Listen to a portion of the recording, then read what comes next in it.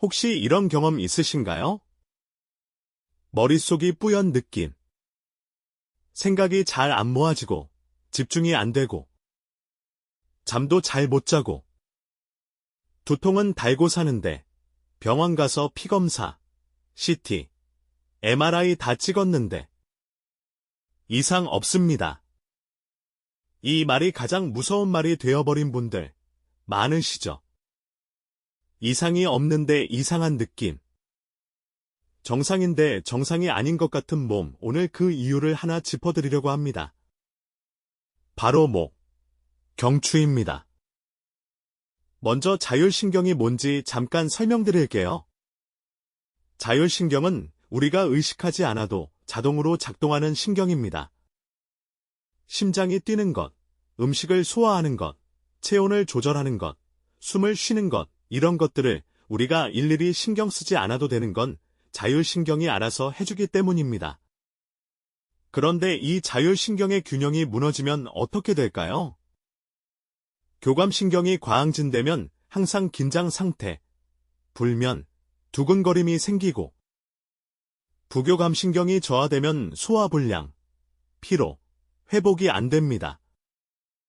그리고 이 두 가지가 함께 무너지면 설명하기 어렵고 검사에서도 안 잡히는 그 복잡한 증상들이 나타납니다.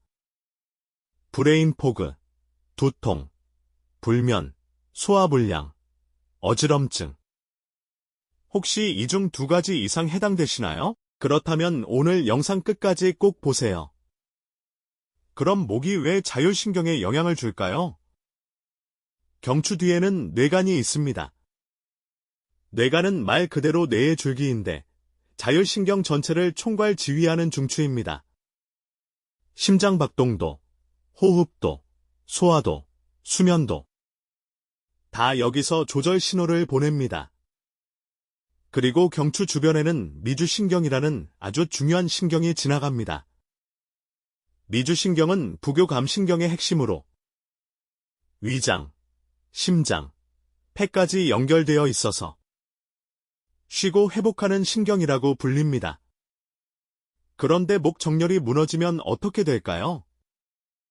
목 주변 근육이 과도하게 긴장하고 이 긴장이 뇌간과 미주신경을 지속적으로 자극합니다. 마치 기차 선로가 틀어진 것처럼 신호가 제대로 전달되지 않는 거죠. 정상적인 목은 옆에서 보면 시자 형태의 곡선이 있습니다.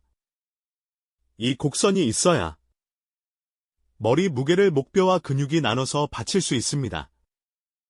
그런데 스마트폰, 컴퓨터를 오래 쓰다 보면 이 곡선이 사라지고 일자목이 됩니다.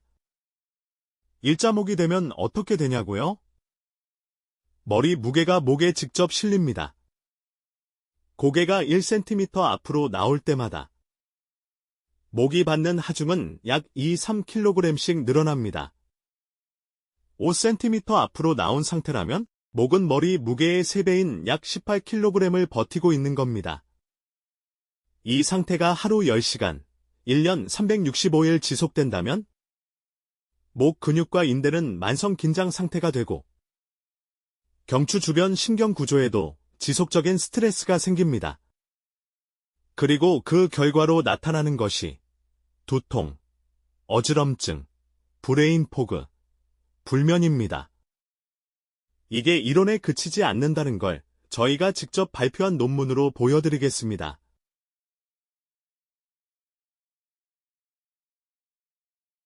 환자는 15세 남성. 6개월 이상 지속된 두통과 어지럼증으로 여러 병원을 전전했지만 호전이 없었습니다. 처음 내원 당시 두통과 어지럼증 모두 0에서 10점 만점의 8점 수준의 극심한 상태였습니다. 엑스레이를 찍어보니 상부 경추, 특히 환추와 축추의 정렬이 틀어진 것이 확인되었습니다. 경추의 전반적인 만곡 각도도 정상보다 낮은 24도였습니다. 이분께 저희는 복합 한의 치료를 진행했습니다. 총 12회 치료 후 결과는 어땠을까요? 두통은 NRS8 영완전 소실, 어지럼증도 NRS8 영완전 소실, 그리고 엑스레이에서는 틀어졌던 환추와 축추의 정렬이 개선되었고 경추 전망 각도가 24도 33도로 회복되었습니다. 증상이 좋아진 것과 엑스레이 구조가 변화한 것이 정확히 일치했습니다. 그렇다면 지금 어떤 분들이 이런 케이스에 해당될 수 있을까요? 아래 항목 중 3가지 이상 해당된다면 경추 정렬과 자율신경 문제를 의심해 볼 수 있습니다. 이유 없이 머릿속이 안개 낀 것처럼 멍하다. 잠들기 어렵거나 자도 피로가 풀리지 않는다. 두통이 자주 있다.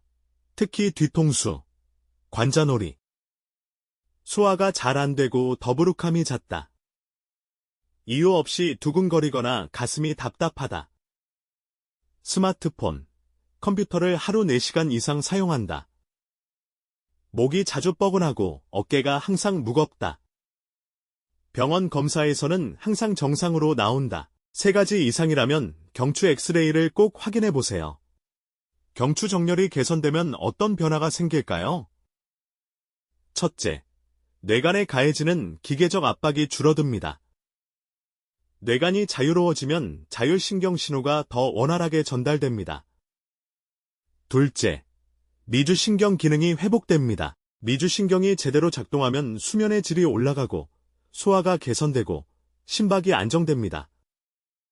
셋째, 목 주변 근육 긴장이 풀립니다. 만성 근긴장이 해소되면 두통의 빈도와 강도가 줄어듭니다.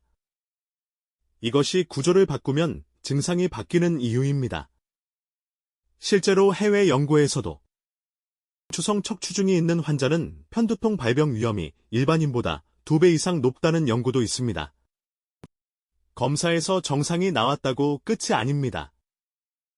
경추 엑스레이로 구조적 원인을 확인해 보는 것이 중요합니다.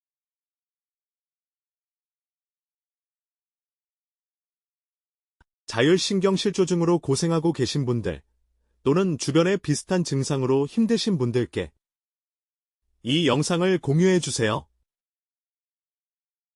감사합니다.